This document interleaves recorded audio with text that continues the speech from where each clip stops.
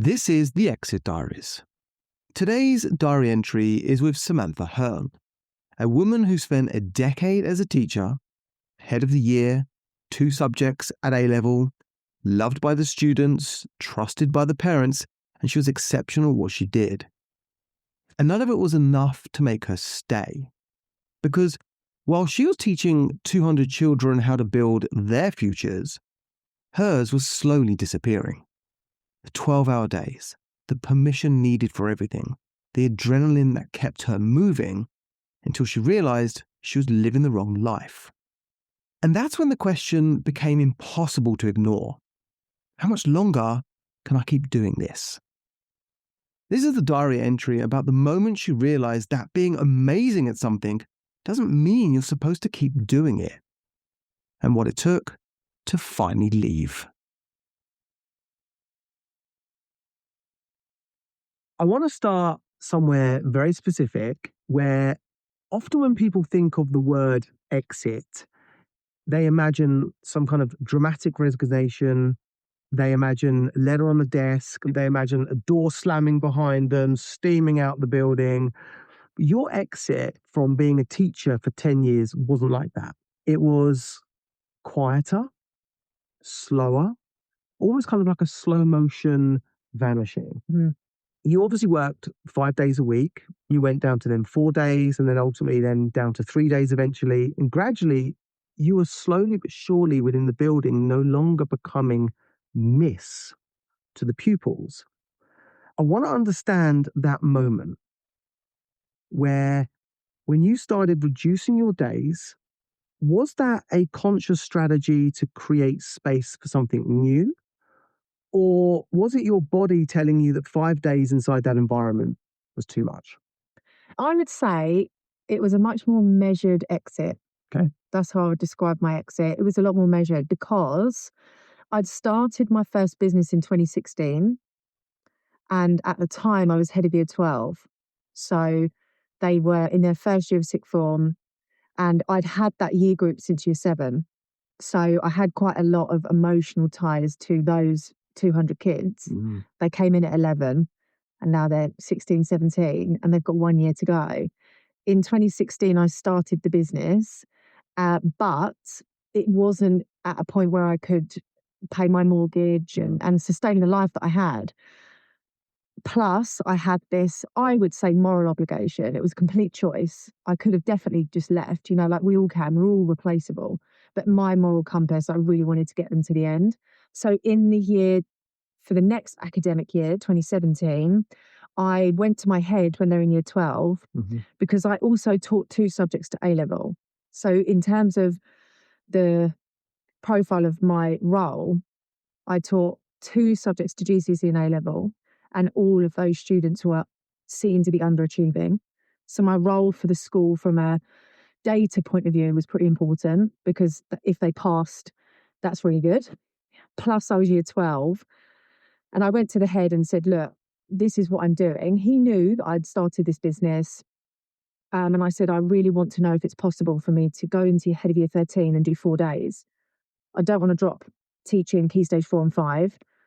And I don't want to lose my year group. Can I do it on 4 days? And I wasn't going in because I'd had a baby. I wasn't going in because I wanted part-time hours. It was because of my own personal gain, really. So he 100% could have said to me, no way, we're not doing that. But he said, let me have a think about it. Let me see what I can do. Because I was exceptional at what I did. So I worked really hard and I did get the results and I was a really consistent team player. The kids loved me. I had a really important role within the school. So all of that went in my favour. He came back and said, yeah, we can do it. Because there's a sixth form team, obviously. So there's a head of year 12, there's a head of year 13, and there's a head of sixth form. Plus we've got a sixth form manager, etc. So I said, I won't work Fridays. A lot of the kids don't have lessons at the end of the day. So it's already technically a half day. And if anything really dramatic happens, I can pick it up on Monday, so it's better if I'm off at the end of the week and then I can recoup. Anyway, so then I went to 4 days when they were in year 13. And when they then left, I said, okay, the business was now doing well because I'd filled my Fridays. So I didn't have to work evenings and weekends. And I could have definitely done the dramatic exit at that point. I could have left when they left and said, right, here's the letter, let's go for it. But at that time, and I know we'll dig into this more, I'm not a risk taker. And the leap just felt a bit too much. Too soon. Yeah, just too dramatic. The dramatic exit was not for me. Not you. Not me. So then I said, right, they've left. Can I do 3 days? So I went back. I went to 3 days and back to year 12. And then I left when that year group got to their summer. So I left in the May rather than the end of the academic year of July, because they obviously finished a bit earlier for study leave, etc. So yeah, I had about a 18-month academic but 2-year calendar phased exit. Do you think starting with the year 7 group, going on the journey with them then leaving the school had any kind of underlining thought process or impact on you thinking about leaving too?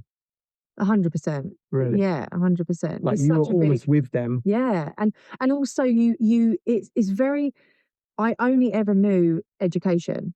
I went from school to sixth form, to university, to a classroom. So it was my life. It was my identity. It was my belonging. It was everything. So when I first went there, because I worked somewhere else for 2 years before, when I first went there, I went in as head of year 7. So, you know, the parents, you're there, everything, because it's their baby, and it's like, how have they got on in school? And oh my gosh, are they okay? So you're so important. So to have that level of importance and belonging was massive. And so when they left, and all of the parents, and you know, yes, they've got other children later on in the school, but it's not the same. It was a huge part of my daily life. And even when the children were, you know, naughty or, you know, had behavioural, the parents, I had such a good relationship. It was a great place to be. So although it was stressful and heavy and busy and, you know, relentless, it contributed to so much of who I was. So when those 200 kids left, everyone else in the school knew who I was, but it was different. Yeah. You know, so yeah, it was a void really. So when I did say 3 days, really, I knew that I'd done my time, but I needed to have I needed to dictate when I left. Breathing space and 100%. give yourself that time. 100%. It's a great way of looking at it, in the sense that you were on the journey with them. You knew the parents. When a child misbehaved, you probably knew why. It wasn't because they're naughty, it's just the way they were, or other situations and environments can trigger people. You knew it through and through.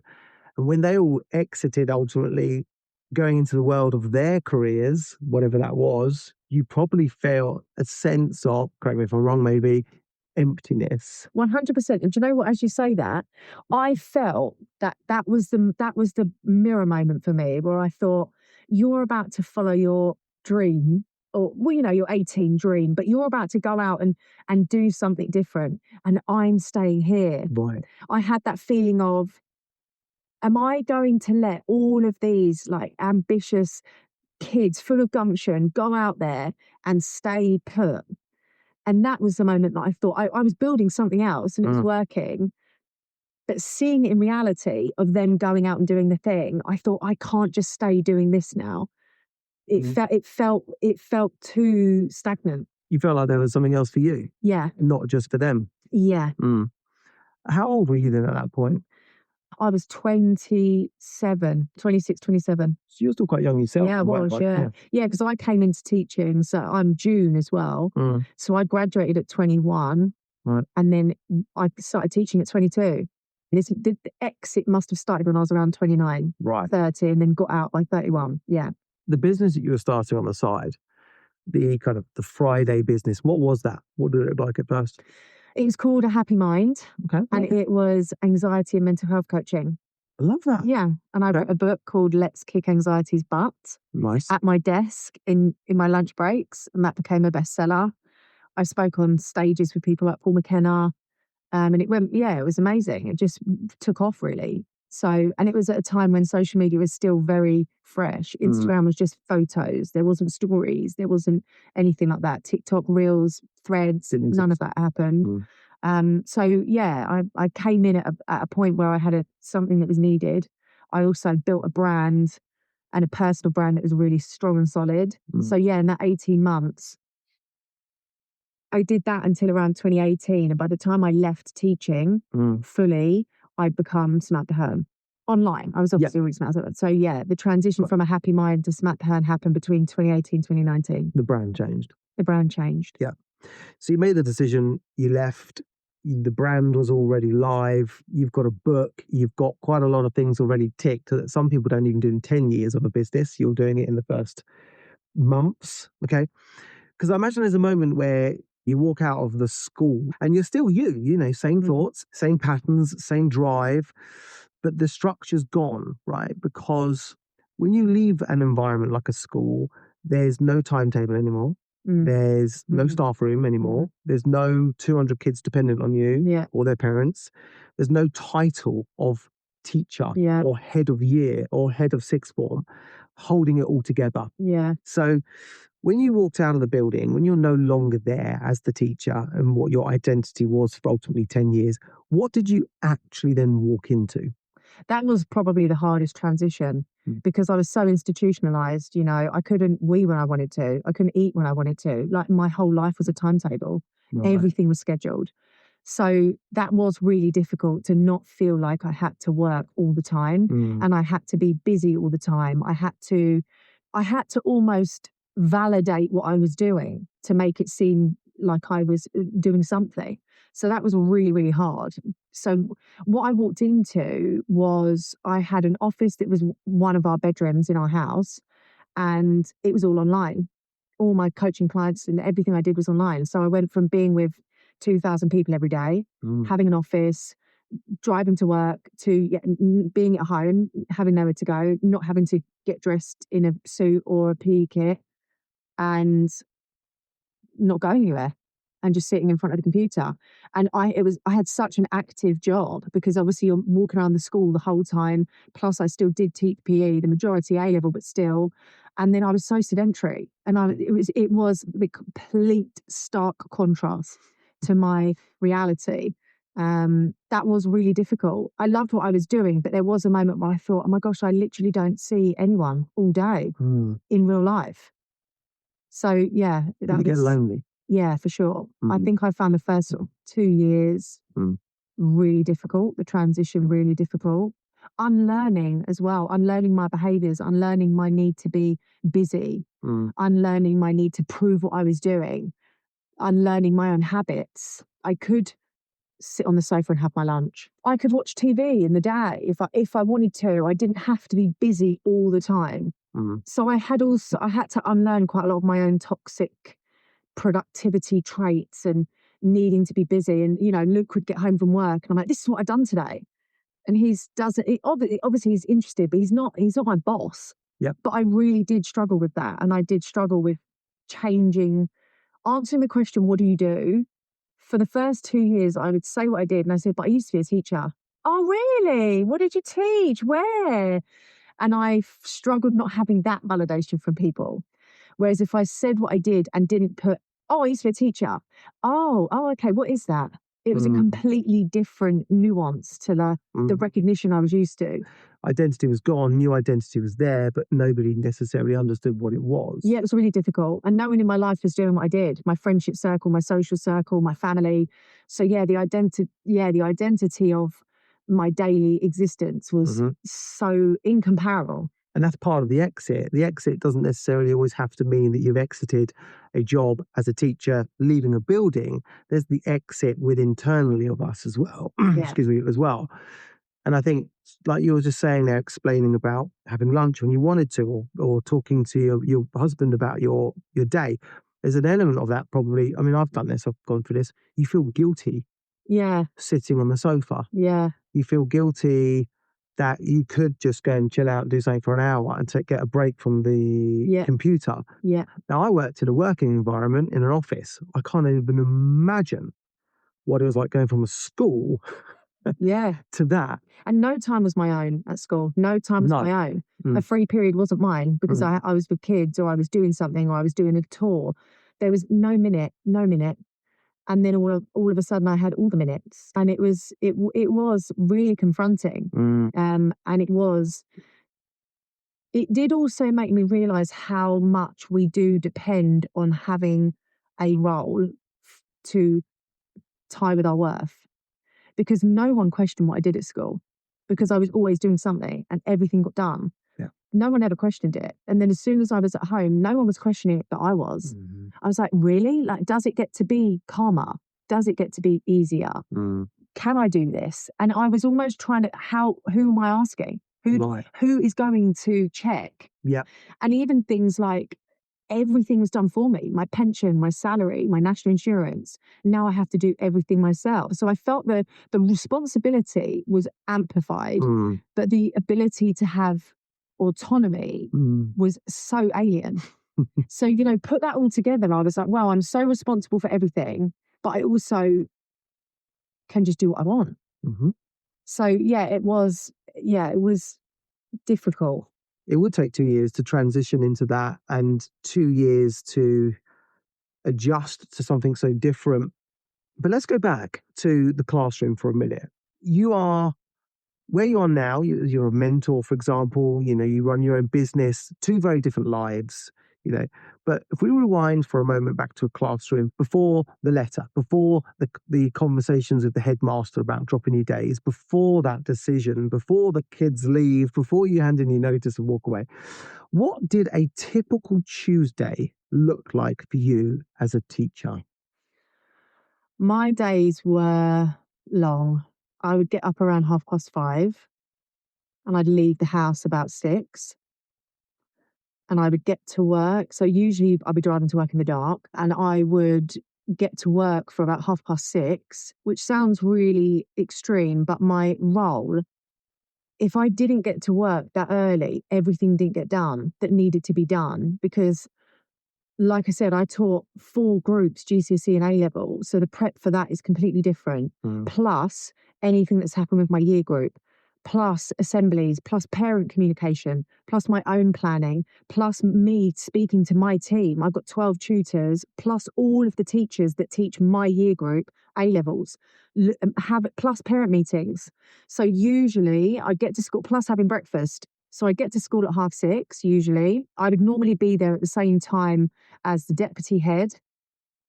Everyone had their same parking spaces. So me, the deputy head, the cleaners, and the head teacher were usually in around that time, and the head of sixth form. We'd have a little chat. I'd log on, I'd clear my emails, go and have breakfast. I would check my lessons for the day, make sure I had everything prepped, sorted out all my resources. Then usually I'd have a meeting, at least one parent meeting, maybe 2, between 7:30 and 7:45. So I'd have one meeting in the morning, maybe 2. Then it was pastoral briefing at 8:05. And then year 12s had assembly on Tuesdays. So I'd go from pastoral briefing to the hall, do an assembly, and then I would start teaching, and then I'd have 2 lessons. Then it would be break, and usually in break time, I'm on duty. Then I'd have 2 lessons. Sometimes there'd be a free lesson in there, but that would be doing a tour or student intervention. Then I would teach. Lunch duty, you're on duty every lunch. Then I would teach, and then I would have extracurricular because I still taught PE. So then I would finish the school day. Sometimes I would have school meetings or tutor meetings or year group meetings. Sometimes I would have fixtures or extracurricular. And then I would go back to my desk, check all my emails, maybe do a few parent calls if things had happened in the day. Because if I'm teaching and my students are on a free period, they could be doing all sorts. So then usually someone's knocking on my classroom, either a teacher or a student, and something's kicked off. So then you firefight at the end of the day, call a few parents, sign off a few emails, check your staff are happy that nothing's happened with them, get ready for the next day in terms of what am I teaching. And then I'd normally leave school around 4:30, 5 and get home around 5:30. That's basically a 12-hour. That's also without anything like sports days, awards evenings, Right. parents' evenings, transition days, information evenings. Right. So I would say at least 2-3 times a half term you're at school till 9, 9:30. Wow. That in itself was exhausting to listen to. You must have been exhausted. You know what? As I say it now, But when you're in it, you've got no choice. It's all you know. Yeah. It's just and you just live on adrenaline. But of course, now I look back and think this is just not sustainable. But at the time, and people would always say, you're never going to be able to sustain this pace. But I did it for a decade, and I did. I never really got ill. Do you ever look back and go, how did I do it? Yeah, all the time. And like when I think now, and also the other thing I had to do is I had to change. So when I did teach PE to Key Stage 3, the PE team, we had a school uniform, but I wasn't allowed to teach in the classroom or meet parents in my PE kit. So if I had parent meetings or was teaching GCSE or A-level, I had to get back into a suit. So most of the time in that day, I'm changing outfits. Oh my gosh. So when I look back now, I do think it was pretty wild. The expectation, it was very intense. But again, it's so easy to say that now with hindsight, but at the time, that's what I knew. Yeah. That was my working day. You didn't know any different. You went from education yourself into education as the career. Yeah. So there was no difference. That was your life. Yeah. Ultimately, your day was almost like, if you took every day was like that, apart from weekends, and obviously times where there's, the breaks, the Easter, the summer holidays, it's like 90% of your life. Yeah. Is teach, because you must take it home as well. Yeah, for sure you had to. Yeah, you've got on your mind. Yeah. You're overthinking things. You've had probably an uncomfortable conversation with a parent. Yeah. That plays on you. Yeah, because you've also got, not only that, you've got things like if you've got school refusers, if you've got safeguarding, if you've got any intervention with social workers or children in looked after families, you've also got children that are coming from other schools. All of that doesn't finish at the end of the school day. But that tells you, though, how intense some careers can be. Yeah. And, they're fantastic. Some people become teachers for 30 odd years, and good for them. Yeah, totally. We need them. Yeah, we do, right? As we need frontline NHS and everybody else, and paramedics and stuff. But I mean, that's the Tuesday life. And you explained it in a way that is, for me, that was overwhelming because I could never become a teacher. Yeah. Now knowing it. Yeah, there's so many. So I know the whole story is quite amazing. You've no longer been in the role for 8 years. Before you left that old world, I want to stay with it for just one moment longer before we can unlock other areas and stuff. But when did you know deep down that you just couldn't stay? I wasn't getting pregnant. Really? Yeah. So we got married in 2015. And we did the usual. I think you do the usual, let's just tick the boxes through life. Sure. And when I look back now, of course, that's not how I wanted to live. But I got married at 25. So I was quite young, but at the time you don't think you are. No. And then we decided we'd try and have a baby, and we weren't getting pregnant. And it was the first time as an adult that I'd felt like a failure. God bless you. Yeah. So that was confronting. And then I work in a school where the majority of teachers are around my age. They're then getting pregnant. Yeah. Plus I'm then looking after people's children. Yep. It was just a lot. Anyway, so we might get pregnant. That was the moment. And I came home from work one day and I said to Luke, I can't do this anymore. I need to find another option because this standard, I'm not prepared to not work at this standard, but I can't do this forever. It's untenable because what are my options? I either become a head teacher or I leave. When you think I'm not going to go and work in a bad school for a new challenge, that's not what I wanted. But what are my options? I didn't want to go part-time and not have my role. It's just not who I am. Anyway, so we sat on the sofa and I cried. And he said, yeah, you'll do that. Okay. And I was like, yeah, I'm gonna do my own thing. I need to find another way. And he was like, okay. And then 18 months later, that's what I was doing. That was the moment. Yeah. And then we still didn't have our daughter until the end of 2022, and we had IVF. But that was 2015. So, that's 7 years. Yeah. But I changed my whole life in that time. Yeah. And it wasn't to become a mum. I didn't start a business to become a mum. That wasn't what it was. It was because my way of living, my way of existing was so high pressured and stress driven and adrenaline based. I did have the thought of, if I'm doing this when I'm 30 and I then do it for another 30 years until I retire, where I just had that moment of, is this really realistic? So yes, it was triggered by the fact we weren't getting pregnant, and I realized that my lifestyle was probably contributing to that. But beyond that, it was around who I was becoming, how I was living my life, how I was operating, and it just was not sustainable. So it became so much more than that. And obviously, when I started my business, we still weren't getting pregnant. It wasn't like it was then like, okay, this is all fixed, and No. then hallelujah, And anyone that's had trouble conceiving, it's not as simple as that. It's not go on a holiday and get pissed, and it doesn't work like that. But I did know that there were contributing factors that would help make my life better. So when the time came that I did have a baby, I was happier, I was calmer, I was more settled. My life didn't feel so go, go, go all the time. So, but that was the moment. And here's the thing with the identity piece. Probably until around 30, was very, very ego driven. Right. I wanted everybody to see that I was valuable, I wanted everyone to see me as valued, right? My self-worth was so tied up in everything I did, my achievements, my accolades, my success. And I knew that if I stayed in teaching and then I did have a baby, I wouldn't have wanted to be just a teacher. And that's not derogatory. Teachers are incredible. No, absolutely not. But I didn't want that. I wanted the title.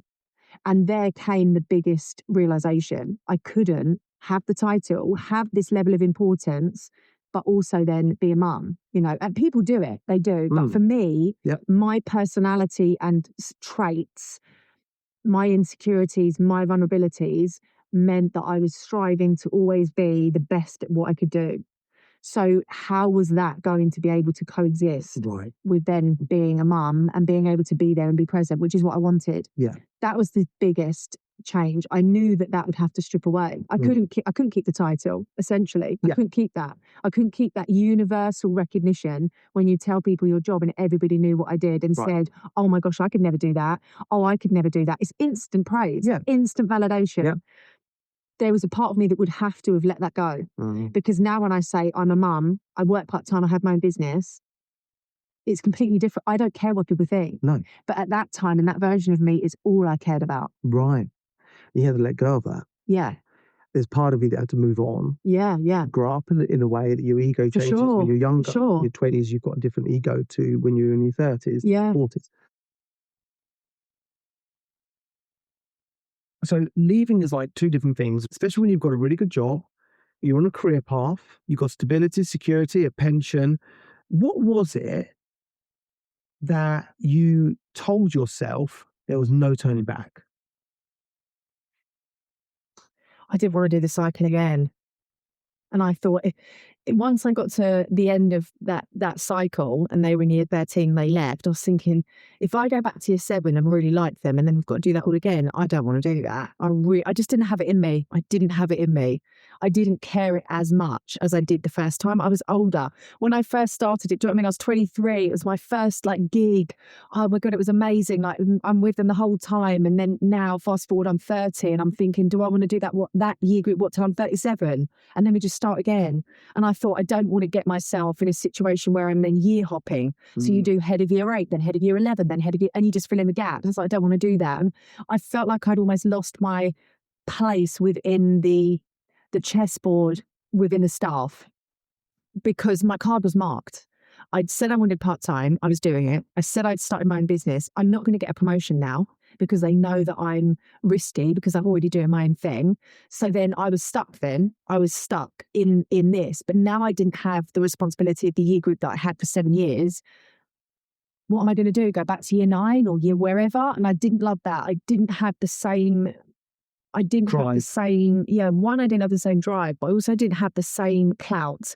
Because now I'm the extra, because they're like, oh, she's doing her own thing. She doesn't work Fridays. The business is doing well. She's going to leave. Right. So that was the point where I thought there is really a turning back now because the school know what I'm doing. Some of the kids had found my Instagram and knew what I was doing. So some of the parents had found it. So it was kind of like, we can't really go back as if we're all in this because we're not. It was an indirect, this can't go back to the way it was because the business had now grown enough that it was out there. You said the word cycle, which I think is a really interesting word because in the school line, your cycle was another 7 years. Yeah. or however long that Yeah. could be.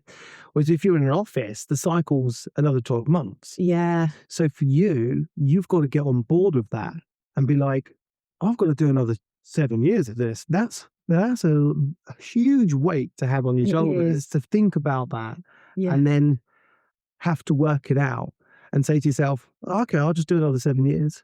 Yeah. But you already had, in some ways, you had created your own prism For sure. within there. Yeah, yeah, it is though. Mm. School is its own weird ecosystem.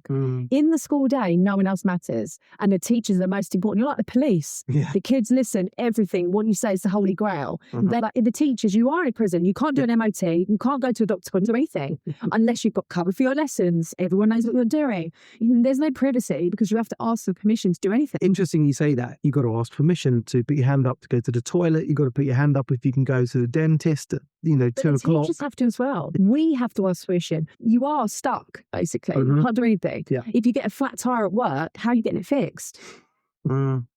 It's interesting because, like, the irony of it is we go from the education system, which I think is great. I've got 3 kids all in school, all very happy. But you and I were going through the same system when we were at school many years ago. Yeah, yeah. And it was the whole, you were taught to put your hand up when you need to ask for permission. Yeah. You are sitting there and someone else has authority over you. Yeah. And then you go into the working world in exactly the same mindset. Yeah. You put your hand up, you have a boss, you have to work hard to achieve, to climb this ladder. Yeah. And we're all drilled to do that. So then when you then left and started going full time on your business, that must be quite a hard transition to go from one to the other. It's 2 different worlds. For sure. But I think I went hell for leather really for that first 2 years in keeping that up. I went to all the events. I went to retreats. I did everything. I just went for it. Did you keep yourself busy? Yes. For the sake of being busy? Absolutely. Yeah. Absolutely. I did. Yeah. And then I started to put in boundaries, when I wanted to work, how I wanted to work. I guess you got skills that you took over from being a teacher. Yeah, for sure. So when the job title disappeared, the head of year, when you were no longer that teacher anymore, you had no structure, there was no timetable, there was no bell telling you when the next lesson comes, no role holding it together. When that identity was gone, who was left? This is what I would say is probably the biggest thing that I've worked on maybe in the last 3 years-ish since I became a mum as well, because then that was a whole nother identity shift. But I think that when people ask me now that want to start businesses or have got their own business or want to create more success, I describe it like this, that there is the version of us that everyone sees now, and that version of us has all of our past selves. That's everything that we've ever lived, and it's so prominent. But then there are the entrepreneurs, the business owners, the people that are innovators, the creatives that can see where they want to go. They have that growth mindset. They know what's possible. They can see that potential. They aren't stuck in an institution. They have that kind of dream visualization mentality of what's possible, and they can see that there's a gap.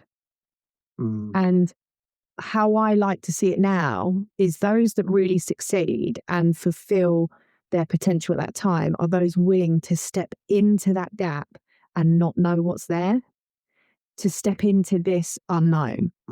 Because most people, me included, your past selves are more powerful. The past versions of you that have learned the lessons, that have been burned, that have had failures, heartbreaks, challenges, redundancies, whatever. That's more powerful than the version of you that you get to become. Whereas when you step into a world of entrepreneurship, business, there aren't as many rules and the lines get blurred. Your opportunity to realize that you can redirect your life and you can rewrite how it lives exposes your mind to the fact that you can be another version of yourself. So I describe it as, if you're the future of me, right? This is me now in the present, and all of my past are behind me, and I'm like, this is who I know I get to be. I can see this version of me. They're calmer, they're happier, they're richer, whatever the thing is. But you're like there. And then there's the past version of you just pulling you back. Like, no, no, no, no, no, because how do we get there? This is too much. Will I get judged? Will my friends understand? Will my partner support me? Will I lose money? Will it be too risky? This gap becomes more scary than just listening to all of our past selves and just pulling back. So what was left was that exposing reality of I get to rewrite what I do. Okay. How do I do that? What does that look like? And to begin with, I was really, I had no responsibilities. I didn't have kids. I had a husband and a mortgage, but I mean, I could be a lot more vivacious and we're just going to go for all of these different ideas. So me getting to there was actually quite fun. I was like, yeah, I'll say yes to this podcast. Yeah, I'll write this book. Yeah, I'll be in this magazine. Yeah, I'll speak on that stage. I just said yes to everything. And I happily stepped into this void. And I was like, let's just see what happens there. Because I can't go back there now anyway. So let's just play here. And then the version of me then when you become a mum or you do have responsibilities, that then felt bigger. Right. I was like, okay, maybe we need to be a bit more cautious. Different. Can we do? Yeah. But that's how I would describe it. The version of me that was left was really spunky and, let's just try the thing. And, who cares? I was really this little excited bunny, just doing all the things. And then you start to realize that business is a business. You get banged a few times. You have a few challenging situations, and you were one part of mine. I remember calling you in my office crying, spoke to you and Jen, and I was like, what has happened? How am I in this situation? It just came out of nowhere. I was so blindsided by this version of the reality because up until that point, I was this spunky teenager almost, I do all these things. Then all of a sudden something happens and I've got to be more formal again. I've got to be more professional and be like, this is an actual business. What am I doing in this situation? And then different versions of you come back into the picture. Your old self. How would I deal with this if it was a parent? Yeah. How would I deal with this if it was a staff member I've got to deal with it? Yeah. But you were dealing with it as myself. So it's totally revealing. And what could have happened when I called you crying, I could have been like, oh my God, just go back, just get a job. And I think I remember saying that, just go back to teaching. This is too much for me. I'm not built for this. I'm too nice. I can't have this happen. And then, because this will happen to everyone when we're talking about this, when you think about exit and change, this happens to everyone. You have those moments. Another poignant moment, that was one of them, where my past self could have said, go back to what you know, Sam. Go back to safety. What are you doing? What are you doing? Just go back. And it's so tempting to listen. But when you then are aware of who you are and who's talking to you, what version of you is talking to you, I could, in that moment, and even you and Jen were like, look, Sam, just take a breath. Let's just take a breath. My current self was listening to that advice.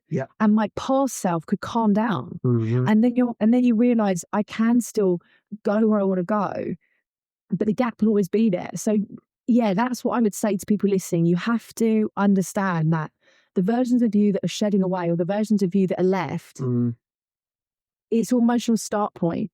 Of, okay, who do I go? Who do I become? Who do I move forward from this point? And how do these versions of me come with me? And when they rear their heads and say, I'll go back, or grovel, or say no, or just work in Tesco's, which our brains all do, and you have that spiral of just don't do anything, this is too much. You realise that's not you now. That's you from before. And that it's just going to pull you further away from who you want to be. Totally. But when I was teaching, I didn't have that level of awareness because I wasn't exposed to anyone doing anything but that. I was exposed to, let's become a deputy head.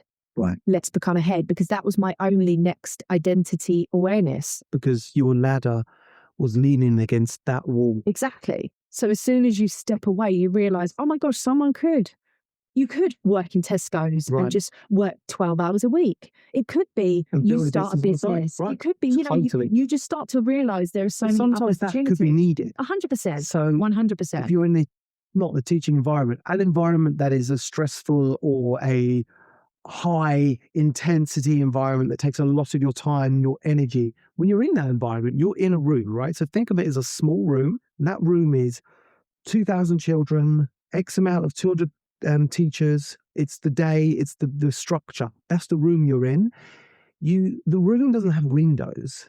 No. You're stuck in that room. That's all you know. Yeah. So you can't express yourself or become the person that you need to be to step into what you call the void. You could call it the upside down if you like Stranger Things. You could call it whatever you like. Yeah, it's true. But it's true. It's that area that you need to come into. And sometimes take a voluntary job, get a job in a supermarket. That might be the best thing for you. 100%. Changes everything. It does. And like I said about the ladder is leaning against the wall, and we're all climbing this ladder because we're told this is the ladder you need to climb. You've gone to school, you've gone and done your A-levels, you've gone to university, you're now on this career path.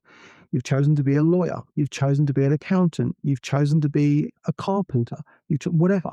You're on this ladder, you're climbing the ladder. Yeah. And interesting what you said was every time you looked up the ladder, the people above you was a deputy headmaster, probably someone above that, and a headmaster. Yeah. Or a mistress. So you can only see those above the ladder. Yeah. That's your only route is up. Yeah. What if you took the ladder off the wall and you decided to put it on a different wall? That's what you did. Yeah. But that's difficult. That's not easy. It is difficult, and it is when other people don't get it. And you have had it. No, you know, 100%. whenever you leave any job or you exit anything, and you know, you could be listening to this and it could be exiting the relationship, it could be exiting a career, it could be exiting a business, it could be exiting your old identity. Anything. Everyone in that will say, why would you leave what you know? Because it's familiar. It's safe. So when you're saying to me who was left, that version of me that was left was a truer version of me that was more like zestful. I was ready to just do things. Yeah. So it was always there. It was always there. You weren't allowed to express it in a different way, which you did. And you know, what's interesting about that is I've had different mindset battles with myself, not on the same level as you, on a different level. Mine was more, who am I to do this? What gives me the permission to do that?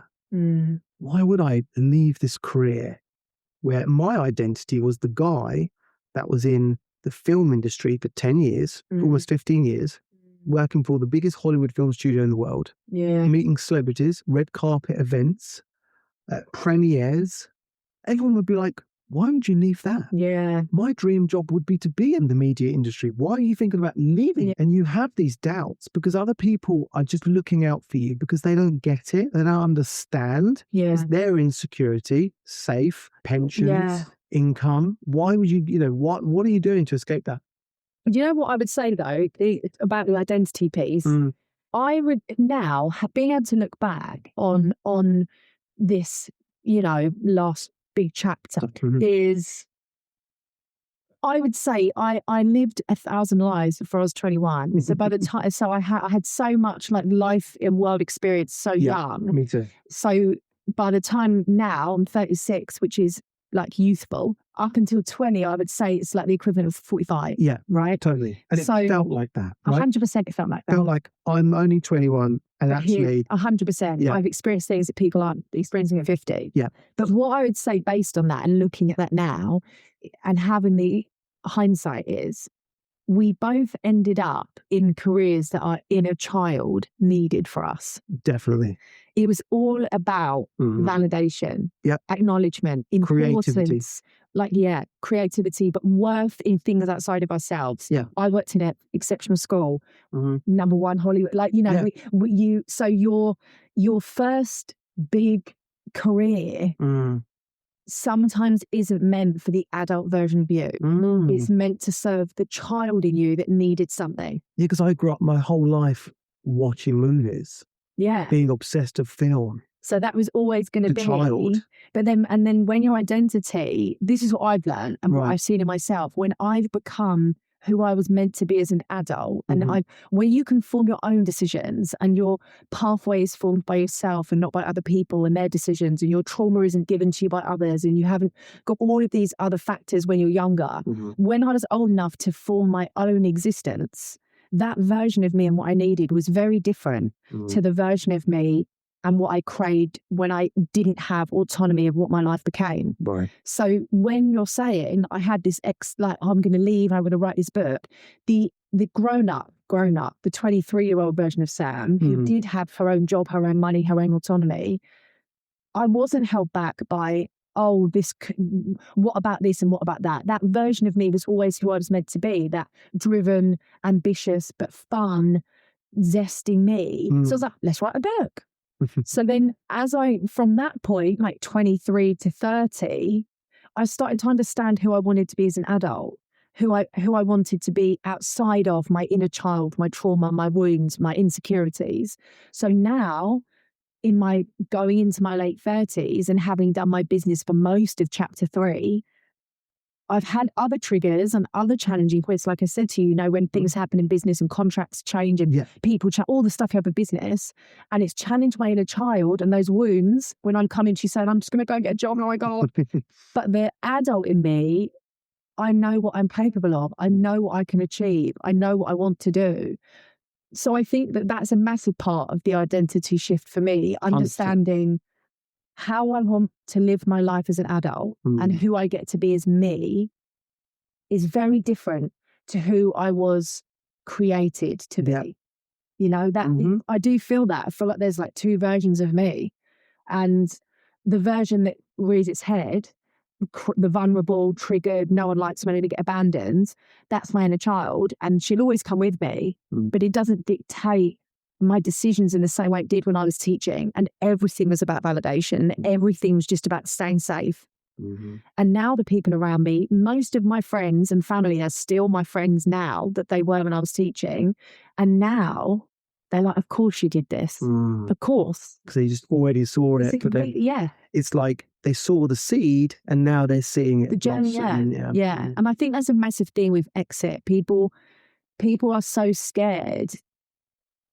People aren't actually scared to exit, in my experience. They're not scared to exit. They're scared of what it means about them. Correct. What it means, what other people will say about them. Exactly. What other people, how their perception will change. The people in the playground. Right. The other parents. Exactly that. You go around for a dinner party, there's 6 of them, and are you still a teacher or you doing something else? Yeah, I've left. Oh, what are you doing now then?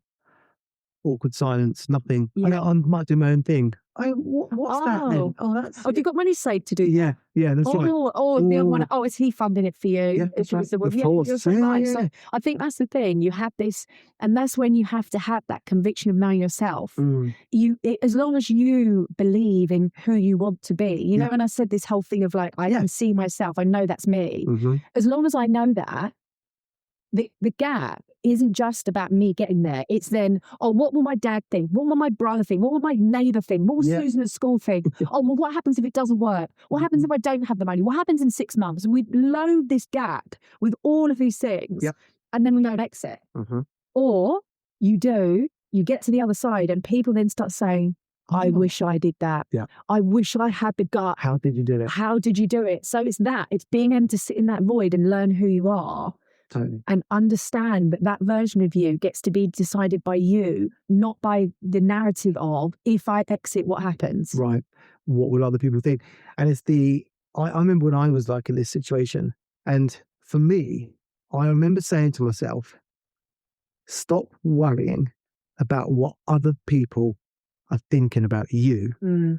They should be worried about why they are worried about you. Yeah. Right? Yeah. Because if I ever played that into my head, I would always think to myself and think, in fact, back to schooling, parts of me, as you just said there, it's really interesting. I've had a few flashbacks as we've been sitting here.